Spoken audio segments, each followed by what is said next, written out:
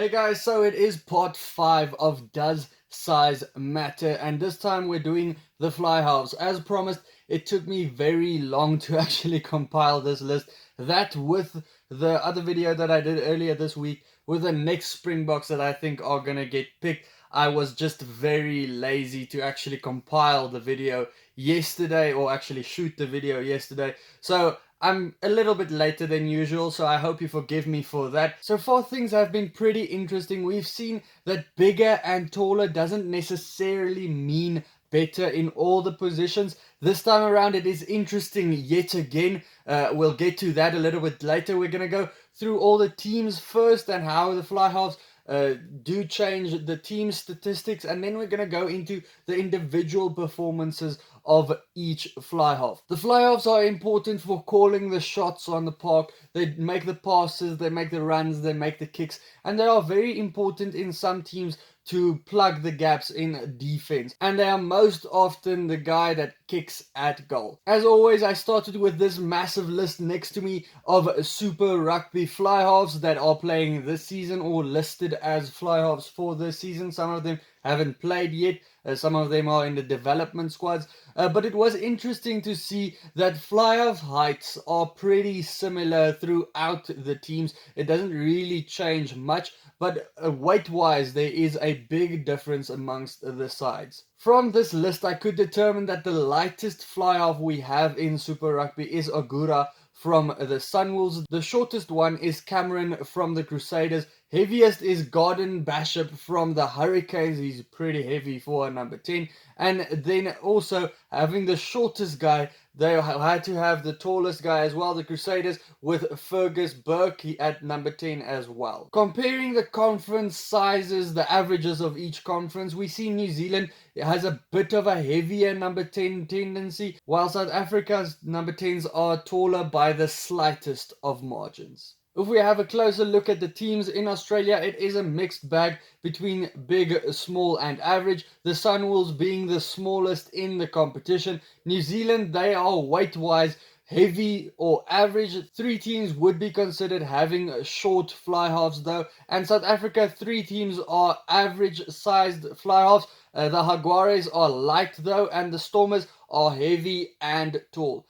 This is how the teams rank up according to their averages. The fly halves weights are the Brumbies, Hurricanes and the Stormers are at the top, having the heaviest fly halves on average, and the Sharks, Waratahs and Jaguares, and the Sunwolves are at the bottom of the list. Now I go into the section how the overall stats of a team, so the amount of points the whole team scores, the amount of running meters the whole team makes, compares to the size of a fly half, to see if there is a tendency between big fly halves to get more meters for a team, or get more kicking meters, or get better tackling, or something like that. So let's get into that. Looking at the points, I saw that most heavy and average teams were at the top, but there are only 2 light teams on the whole list. So we're going to look more at the heights going into that, and we're going to see that at the bottom of the list is more the shorter teams when it comes to points. Points on average is a different story though. 2 short teams are close to the top with the Chiefs and the Crusaders. I mean, the Chiefs and Crusaders always score, but there are also short teams at the bottom of the list.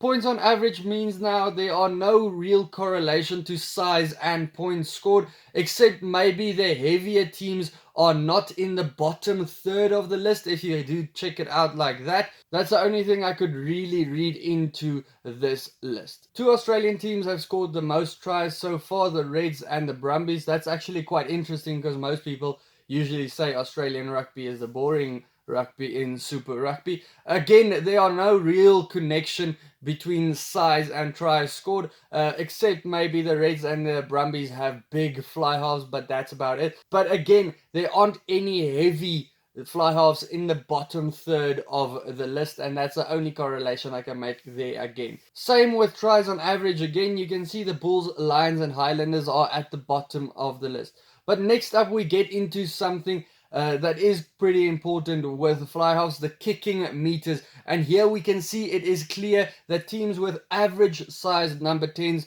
get more kicking meters than guys with bigger number 10s. So the teams with bigger number 10s do tend to be at the bottom half of this list. But the same thing is reflected again with the list on average kicking meters, where the Aguares and Hurricanes are featuring at the top of the list. So if you have average size number 10s, you are going to feature a little bit higher up with kicking meters made. Running meters made, that's the other thing that Flyhalves can do. The top half of the list is again mostly average sized Flyhalves, not the bigger sized Flyhalves that I did expect it to be. The Reds do lead it though with 300 meters over the Crusaders, but if we look at the running meters on average, the Crusaders do top it again. The Stormers are at the bottom completely. Mostly the heavier and the taller Flyhalves are in the top half here with running meters on average though. That covers the team stats, and next up is the interesting stuff when we go into the player stats, because the team stats we couldn't really read too much into that. We could see that average sized Flyhalves do tend to top the list in most of these things, but with the player stats, I promise you there's a lot of interesting stuff coming up. The most tries scored so far by a Flyhalf, there's only 3 guys that actually make the list.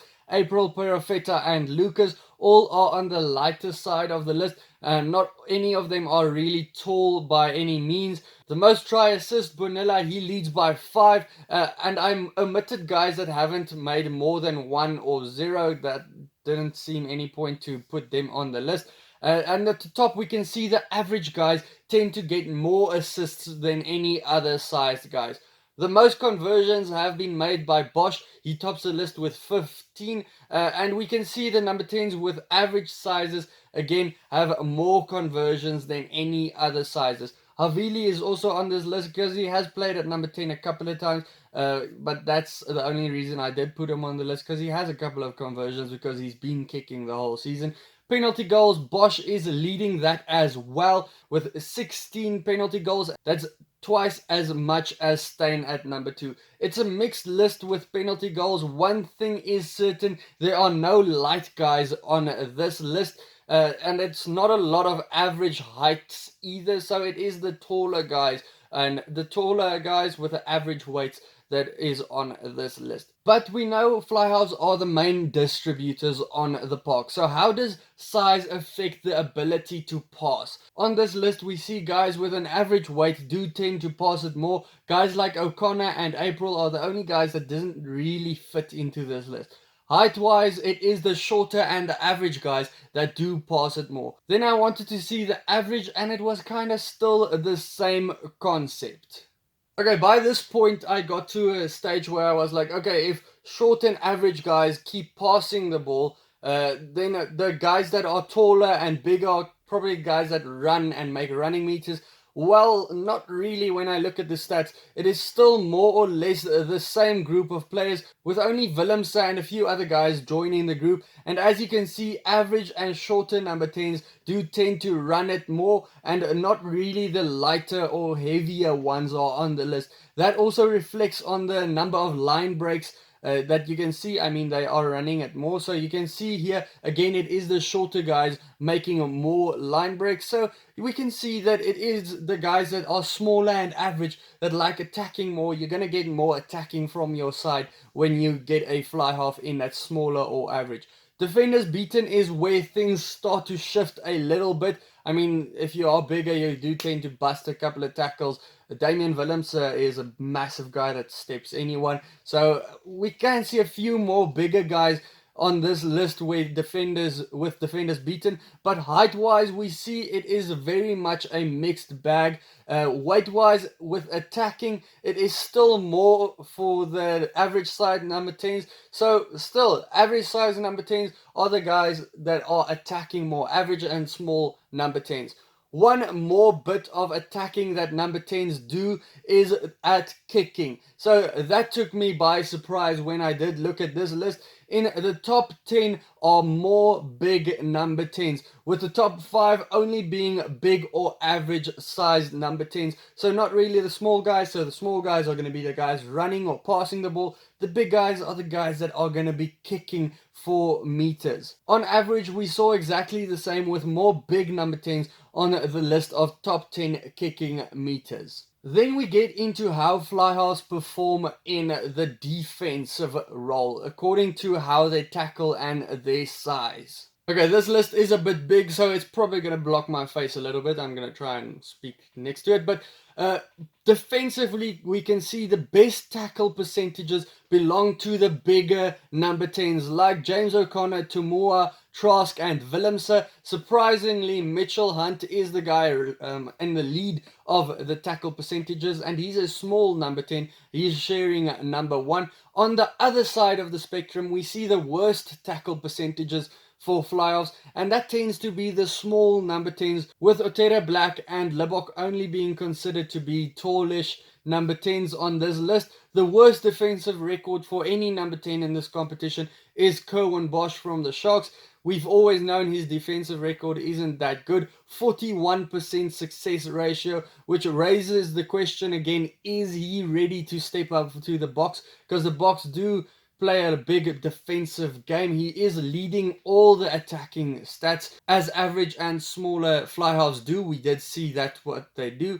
He's leading penalties, he's leading goal kicks, but his defense just is still questionable. So guys, let me know in the comments below, do you think Bosch is ready for that call up for the box? So what did we actually find out now in the end with flyhalves? That's what I said. It is quite interesting.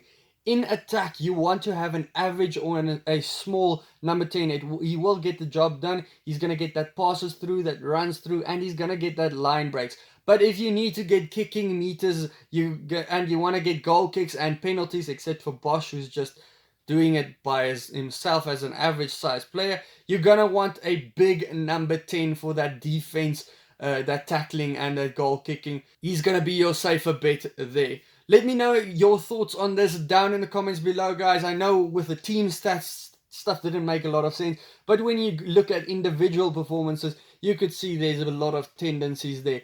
Guys, there is 2 more left. The centers, I'm very excited for that. Laumape and those guys, I can't wait to analyze that. And then it is the outside backs, the guys like the reason I actually started doing this list. So I can't wait to do that. Any other suggestions for videos, you can leave it down in the comments below. Remember to subscribe, remember to like this video, and then I'll see you for the next one. Cheers. Bye.